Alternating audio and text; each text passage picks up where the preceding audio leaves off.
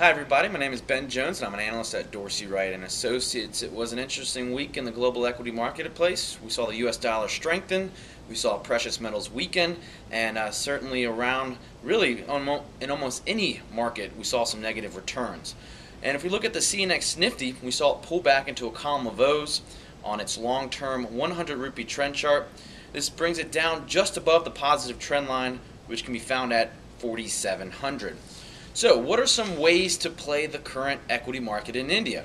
Well, some of the best opportunities occur when you see stocks pull back on their trend charts, which really means they pull back into a column of O's, or they reverse into a column of O's, moving down to a lower price, which creates a more viable, more attractive entry point for new investors. One stock that just did this is the Timken India Limited. This stock is trading in a positive trend. It pulled back into a column of O's to 208. The bullish support line can be found around 200.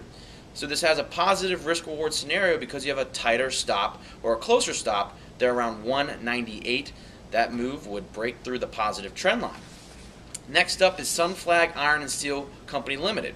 This is another stock that pulled back with the equity market in India, which means it fell in price, but it has maintained a long-term positive trend and it possesses positive relative strength. It's on a buy signal against the Nifty, and it's an X's against its peer group, which is the consumer cyclical group. Okay to buy on the pullback, a stop can be placed at 25. Rallis India Limited. This stock has been trading in an overall positive trend, and for the most part it has formed a series of higher tops and higher bottoms, which simply means that price is rising. You can place a stop there around 164 for those that are interested.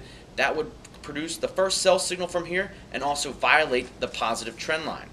Rajesh Exports Limited. This is a stock that had an explosive move in September, but it has come down to a more attractive entry point around 122. The first sell signal would occur at 118. And Punjab National Bank. We recently saw this stock break through the negative trend line, so it's now trading in a positive trend.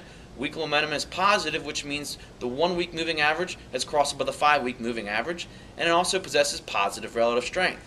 It pulled back down to 950. Long-term support 930. So those are some stocks that have simply pulled back with this recent market action, and they have offered some attractive entry points for new investors or for current investors who want to add to their positions. So that's it for the DWA India Minute this week, and we'll catch you next week.